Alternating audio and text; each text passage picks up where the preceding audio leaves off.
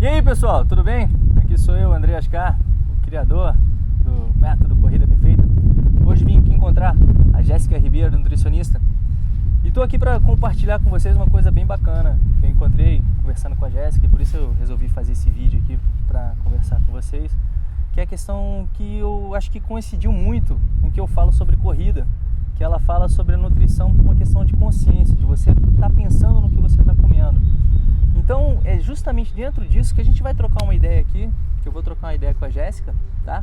Para esclarecer como é que a gente pode pegar essa questão da consciência alimentar e levar para a corrida, para que tipo de corrida a gente vai fazer, para a nossa corrida perfeita que a gente está sempre buscando, qual o nosso objetivo.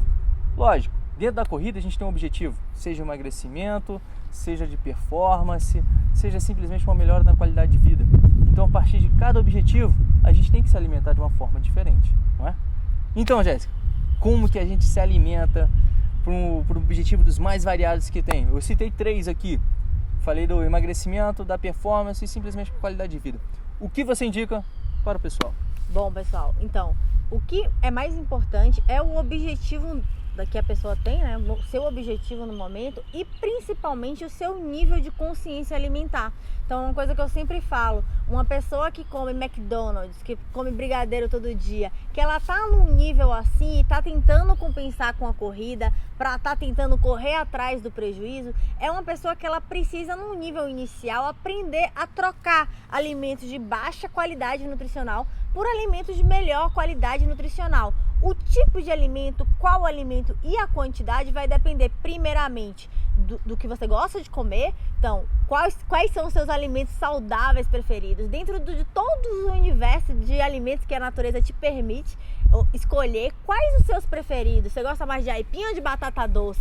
Isso, aipim aqui é mandioca, né? Bem diferente. Você gosta mais de mandioca ou de batata doce? E a partir daí você ir fazendo essas trocas de alimentos mais saudáveis por alimentos que você vai ou excluir porque não vale a pena, ou vai consumir numa frequência menor, equilibrando a sua vontade. Então esse seria o nível mais básico para aquelas pessoas que estão comendo mal e estão querendo um objetivo de emagrecimento, um objetivo de melhorar o desempenho, porque não adianta, o André fala muito da uma analogia com o motor, né, o motor do carro. Se você dá um combustível ruim para o seu carro não vai funcionar direito, vai engasgar. E aí quando você começa a entender que o que você come reflete em como você se sente, na sua leveza, no seu bem-estar, não tem nada pior do que você estar correndo com aquela sensação de que tem comida no seu estômago, porque não foi um alimento de fácil digestão, porque não foi um alimento que te caiu tão bem, ou porque foi um alimento que você viu alguém fazendo, que você quis copiar ali, e não faz isso em véspera de prova, por favor,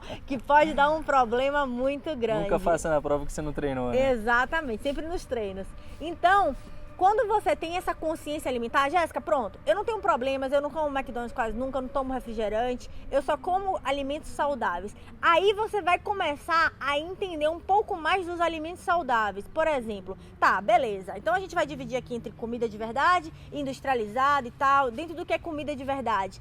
Existem alimentos de diversas características, né? Então você vai encontrar alimentos que são fontes de carboidrato, proteína, gordura. A partir do momento que você começa a entender qual que é a fonte do carboidrato na sua atividade física. Carboidrato é um nutriente que ele tem características especiais. É um alimento muito energético, completamente demonizado nos tempos de hoje, mas muito importante para quem faz atividade física, porque é ele que faz com que você tenha um estoque de glicogênio. O que é glicogênio? É o carboidrato que você deixa ali acumulado dentro do seu músculo, que te fornece ter energia durante o treino. Então o treino, a depender da intensidade, vai gastar mais ou menos glicogênio. Isso tem um porquê, isso tem um motivo. Você quer gastar mais, aquilo ali vai ter um gasto calórico depois maior. E assim, você entendendo o porquê dos alimentos, você começa a entender como que você pode fazer isso da melhor maneira. Como que você vai combinar aqui um alimento com o outro para você sentir bem durante o treino, né? Como é que você pode fazer essas combinações para que você tenha o melhor desempenho e o melhor resultado? Exatamente, nada como ter consciência, né, Jéssica, sobre o que você está comendo, o que aquele alimento tem, né? O que esse combustível aditivado vai fazer diferença na sua prova. É que nem você pensar justamente no carro de Fórmula 1. A octanagem daquela gasolina que ele bota ali dentro é muito maior. A gente pode comparar até com a questão do carboidrato, a energia rápida, para ele ter essa explosão, do que um carro normal, onde o motor do carro normal também ele não aguenta essa octanagem. Ou seja, tem um motor e motor, tem motores e motores. Tem que se saber para quem está sendo feito isso, quem vai comer o carboidrato, né? Qual motor vai receber essa gasolina, que tipo de nutriente você precisa. Essa consciência é muito boa, essa consciência do o que comer para quem eu sou, o que eu preciso. Eu vou correr 10 km, quanto que eu tenho que comer?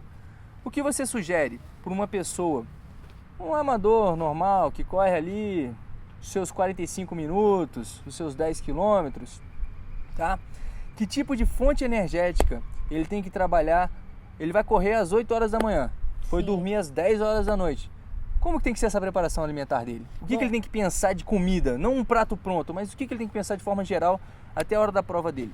Claro que vai mudar um pouco de casos específicos para outro, mas de uma maneira bem geral, uma pessoa que treina de manhã, ela tem que se preocupar basicamente com 2 momentos.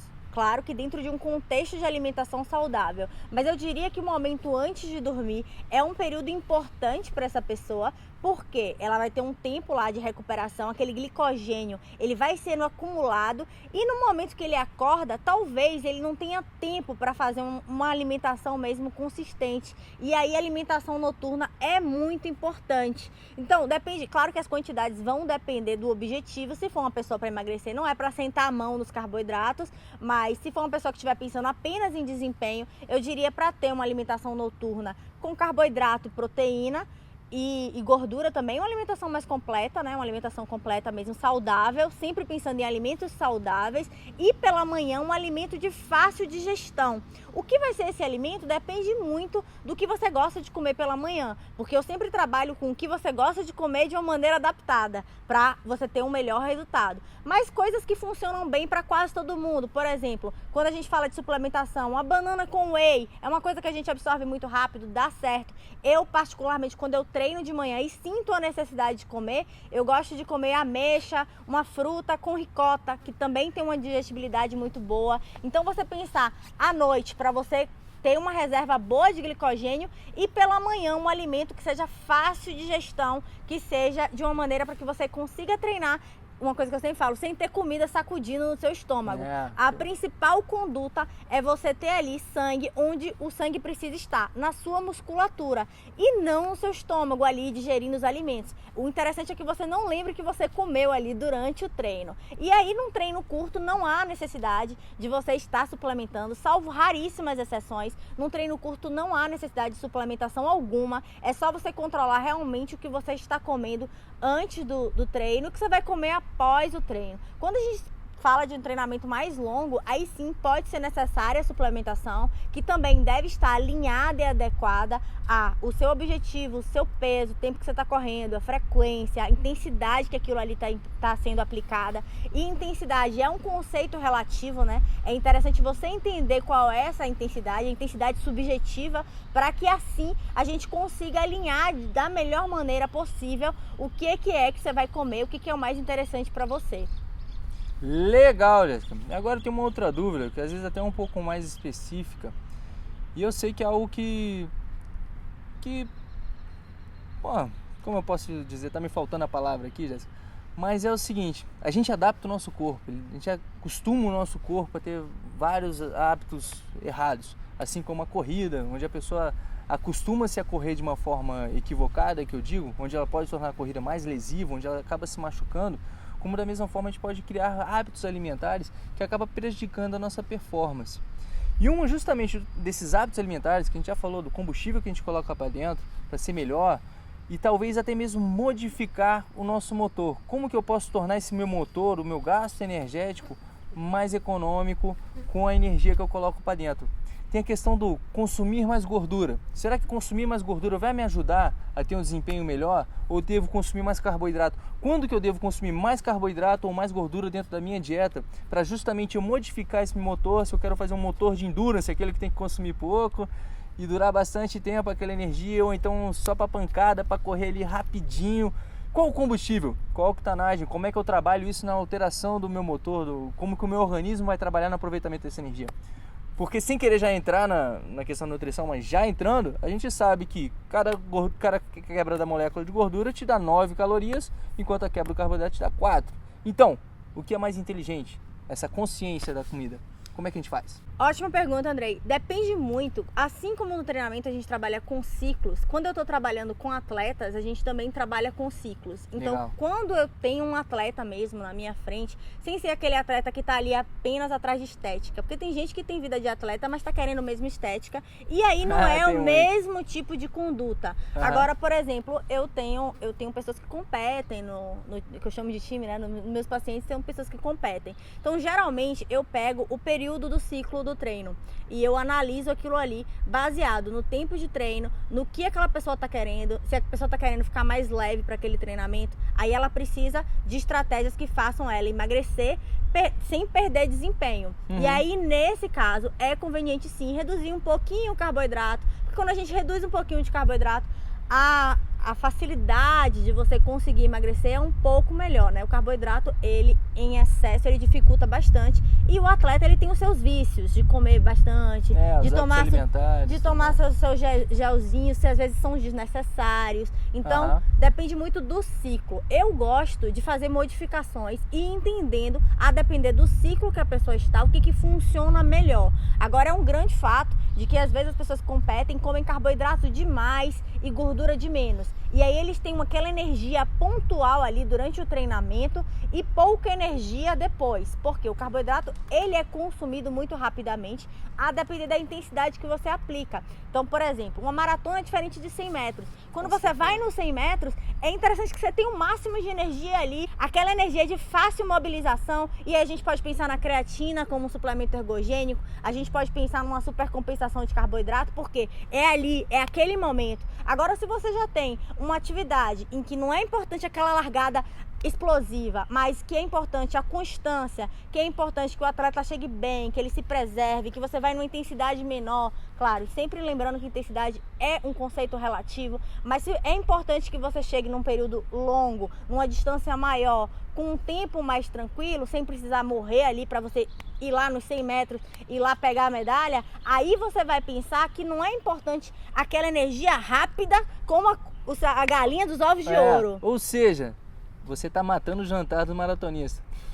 Aquele jantar de massa tradicional que o pessoal vai lá esperado para encher a barriga de carboidrato, tá pronto uma maratona, tem que comer um monte de carboidrato. O que eu geralmente indico é que a pessoa não mude muito ali naquele dia, Lógico, tá? Então, treino, né? Tudo que eu vou fazer de teste, eu faço nos períodos de preparação. Nossa. Eu não faço nada durante, por exemplo, eu quero testar aqui um suplemento novo. Vou esperar a pessoa ir lá para a competição para fazer? Jamais! A pessoa pode ter uma diarreia osmótica, a pessoa pode não se sentir bem. O psicológico dela, de saber que ela tá ali introduzindo uma coisa nova, pode afetar. Então essa é uma dica que eu considero até a mais importante. Não deixe para testar nada num período que seja importante para você, num período de competição. Teste tudo antes. Tenha muito cuidado com alimentos que você não conhece. Não testa, né? Dá prova errado. Não. E tem algum tipo de alimento, que eu costumo dizer assim, que atleta tem muito disso, que é alimento amuleto. Então, eu tava até conversando Tem que comer aquela rapadurinha. Não. Se não tomar uma colherzinha de mel, não vai. Então,